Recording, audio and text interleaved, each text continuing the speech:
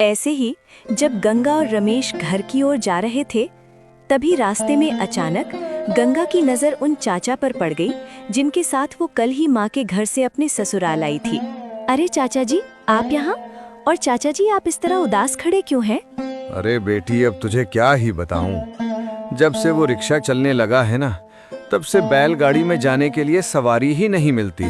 आज तो अभी तक एक भी सवारी नहीं मिली। घर में थोड़ा सा भी राशन नहीं बचा है। यही सब सोचकर मन बहुत उदास हो गया है। अब हम जैसे गरीब लोग तो वो नया रिक्शा खरीद भी नहीं सकते। अरे भाग्यवान, ये चाचा कौन है? मैंने तो इन्हें पहचाना नहीं। अरे जी, कल जब मैं घर आ रही थी तब इन्हीं चाचा जी ने अपनी बैलगाड़ी में मुझे घर तक छोड़ दिया था। अच्छा, वैसे भाग्यवान, इनकी हालत देखकर मुझे बहुत बुरा लग रहा है। और जैसा इन्होंने बताया कि आज इनके घर में थोड़ा सा भी राशन नहीं है, तो क्यों ना हम जो सामान अपने घर के लिए लाए हैं उसमें से इन्हें दे दें। इससे इनकी मदद भी हो जाएगी और हमारे लिए थोड़ा सा सामान रख लेंगे। अरे जी, आपने तो बिल्कुल मेरे दिल की बात कह दी। चलिए, हम अपने सामान में से इन्हें कुछ सामान दे देते हैं। चाचा जी, क्या आपके पास थैला है? आप हमारे सामान में से कुछ सामान ले लीजिए। हाँ बेटी, मेरी बैलगाड़ी में हमेशा एक थैला रखा रहता है। चाचा जी के ऐसा कहने पर गंगा ने अपने थैला से कुछ सामान निकाला और आदरपूर्वक चाचा जी को दे दिया। बेटी, तुम दोनों का दिल सच में बहुत बड़ा है। तुम दोनों का दिल से बहुत बहुत शुक्रिया। अगर आज तुम लोगों ने मेरी ये मदद ना की होती तो शायद आज घर पर सभी को बिना खाए ही रहना पड़ता। तुम दोनों का एक बार फिर से बहुत बहुत धन्यवाद। अरे चाचा जी, धन्यवाद की कोई ज़रूरत नहीं है, ये तो हमारा फ़र्ज़ है। वैसे चाचा जी, अब हम चलते हैं, आप अपना ख्याल रखिए। ऐसा कहकर गंगा और रमेश अपने घर की ओर चल पड़े।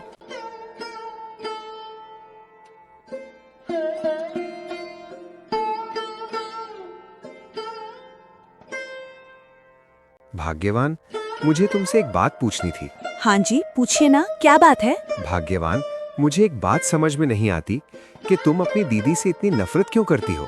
सौतेली ही सही, वो तुम्हारी बहन तो है। तुम दोनों एक ही घर में साथ साथ खेलते हुए बड़े हुए हो।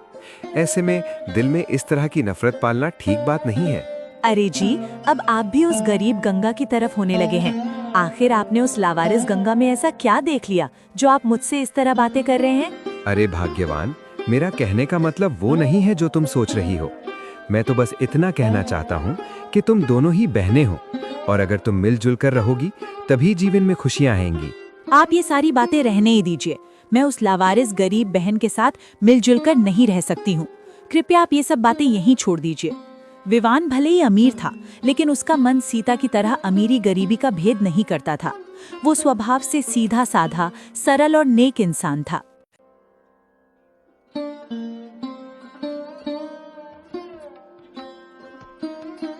रामलाल अकेले चारपाई पर हाथ बांधे बैठे थे और मन ही मन खुद से बातें कर रहे थे।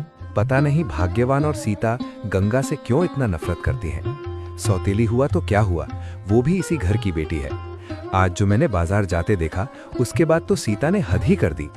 सबके सामने बाजार में अपनी दीदी से वैसा व्यवहार कौन करता है भला। अब ऐसे और नहीं चलेगा। मुझे रमेश से मिलकर अच्छे से बात करनी पड़ेगी। इसी तरह रामलाल जब खुद से बातें कर रही होती है, तभी माया उनके पास आ जाती है और उनसे कहती है, अरे जी, ऐसे अकेले अकेले बैठकर इतना क्या सोच रहे हैं आप? नहीं भाग्यवान, कुछ नहीं। वैसे मैं सोच रहा हूँ कि कल एक बार गंगा के घर होकर आऊं। उस दिन भी बेटी गंगा मेरे पहुंचने से पहले ही चली गई थी, इसलिए उसे ठीक से मिल नहीं पाया। रमेश से भी मिले हुए बहुत दिन हो गए हैं, तो कल एक बार जाकर आऊंगा। वाह, उस लावारिस के घर जाने का तो आप सोच रहे हैं, लेकिन मेरी बेटी सीता के घर भी तो आप जा सकते हैं। भाग्यवान, मुझे इस समय कोई बहस नहीं चाहिए। कुछ बातें दिमाग लगाकर भी सोचा करो। उस दिन मैंने सीता और विवान को खाना वाना खिलाकर अच्छे से घर के लिए रवाना किया था, लेकिन गंगा से जाते वक्त मिल भी नहीं पाए। खैर, ये सब तुम्हें कहकर भी कोई फायदा नहीं। अगर खाना बन गया हो तो चलो दोनों मिलकर खा लेते हैं। रामलाल के ऐसा कहने पर माया ने कुछ नहीं कहा और दोनों खाना खाने रसोई में चले गए।